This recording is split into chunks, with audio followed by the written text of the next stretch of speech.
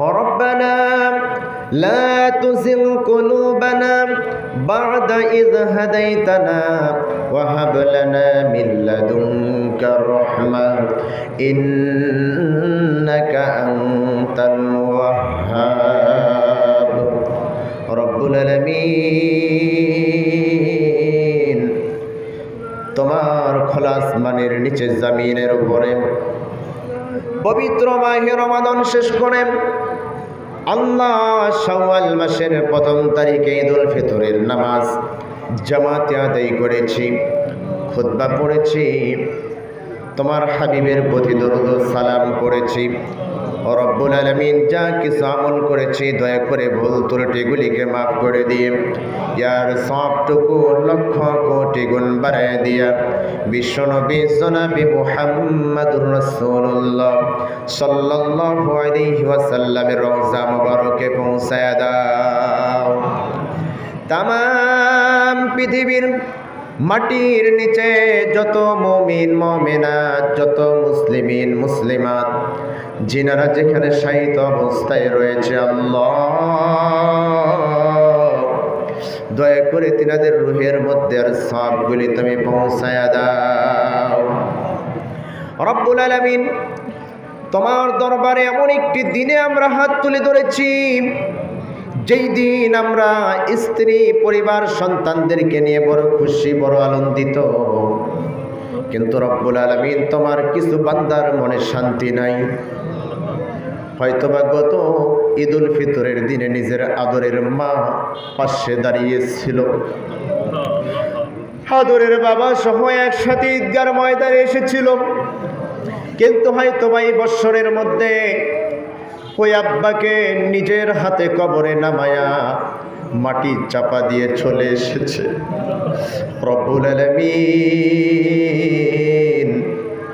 ওই আদরের বাবা যার দুনিয়ার জমিনে বেছে নাই, যেই বাবা নিজে না খেয়ে সন্তানদেরকে খাওয়ায়, যেই বাবা নিজে ভালো পোশাক না কিনে সন্তানের জন্য ভালো পোশাক কিনে দেয়, নিজে সন্তানের জন্য ভালো কিছু করতে যে ঠিক মতো নামাজটাও পড়তে পারে নাই, তোমার গোলামিটাও ঠিক মতো করতে পারে নাই। রে আল্লাহ, আল্লাহ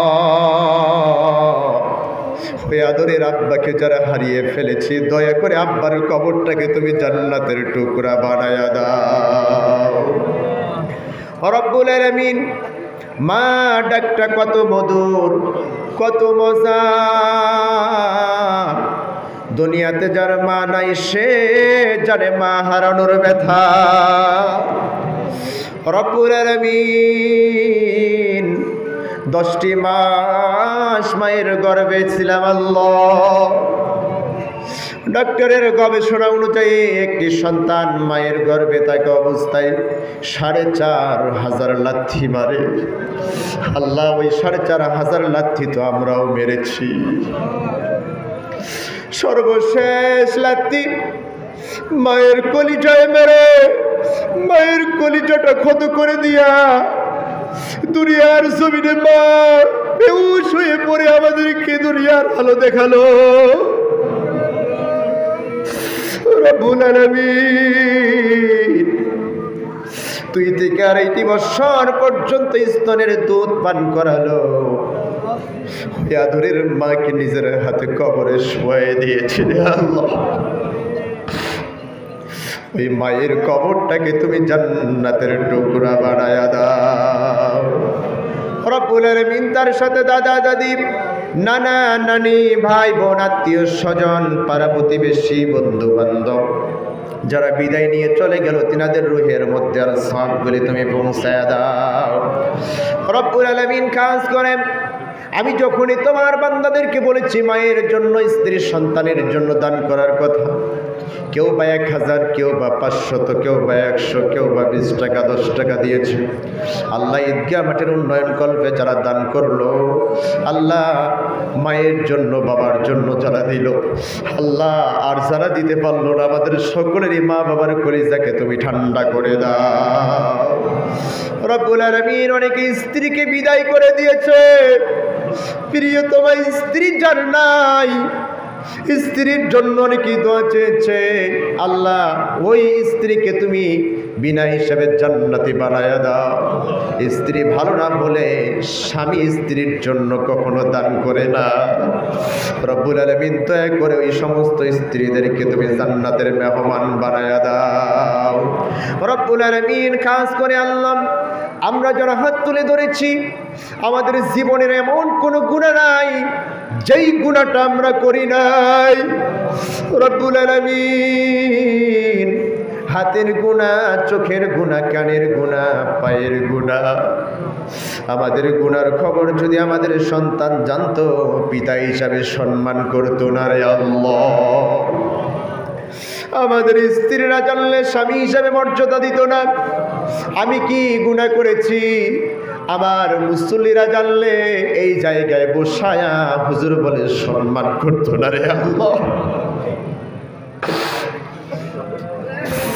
রব্বুল আলামিন গুনার খবর কেউ জানে না, তুমি জানো আল্লাহ।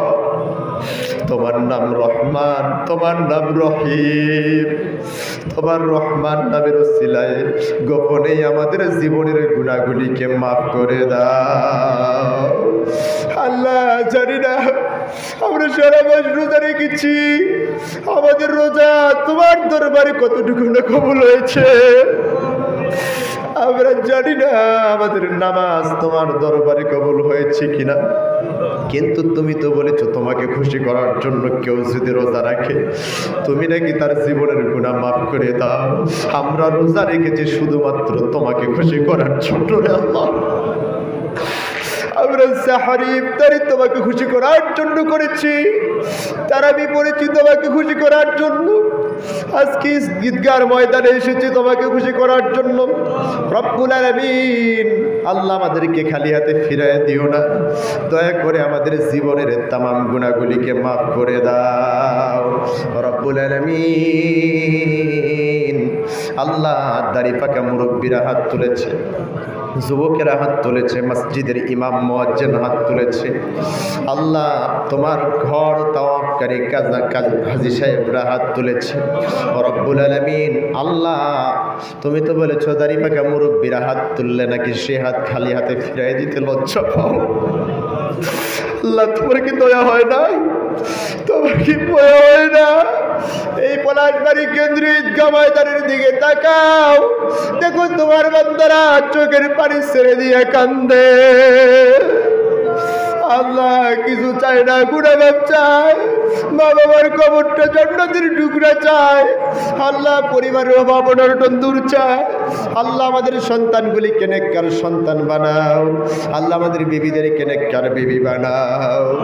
আল্লাহ খাস করে এই পলাশবাড়ি জামাতকে তুমি কবুল আর মঞ্জুর করে নাও। আল্লাহ এই ঈদগাহ ময়দানকে তুমি কবুল আর মঞ্জুর করে নাও। আল্লাহ ঈদগাহ ময়দানকে মুসল্লিরা কত ভালোবাসে। আল্লাহ এমন ঈদগাহ ময়দান কোথাও খুঁজে পাওয়া যায় না এত সহজে। আল্লাহ ঈদগাহ ময়দান নিয়ে সকলকে ঐক্যবদ্ধ হওয়ার তৌফিক দান করে দিয়ে দাও। আল্লাহ ঈদগাহ ময়দানের উন্নয়নমূলক কাজগুলি সকলকে করার তৌফিক দান করে দিয়ে দাও রব্বুল আলামিন। আল্লাহ খাস করে আমাদের মধ্যে যত হিংসা নিন্দা রয়েছে দূর করে দাও। আল্লাহ জিন শয়তান মানুষ শয়তান থেকে হেফাজত করে নিয়ে নাও রব্বুল আলামিন। খাস করে এই ঈদগাহ মাঠের কমিটিদেরকে কবুল আর মঞ্জুর করে নাও। প্রত্যেক মুসল্লিদেরকে তুমি কবুল আর মঞ্জুর করে নাও। আল্লাহ অনেকেই অসুস্থ দোয়া চেয়েছে, শেফায়ে আজিলা কামিলা দান করে দিয়ে দাও রব্বুল আলামিন। আল্লাহ তোমার কাছে দোয়া করি ফিলিস্তিনি মুসলমানেরা, গাজার মুসলমানেরা নির্যাতিত নিপীড়িত ছোট্ট ছোট্ট কলিজার টুকরা সন্তানদেরকে পাখির মতো গুলি করে মারে, নারীদেরকে ধর্ষণ করে শেষ করে দিচ্ছে। আল্লাহ যুবকদেরকে হত্যা করে ফেলছে। তাদের একটি অপরাধ, তাদের একটি দোষ, শুধুমাত্র তোমাকে সাক্ষী দেওয়া দোষ, ঈমান আনা দোষ।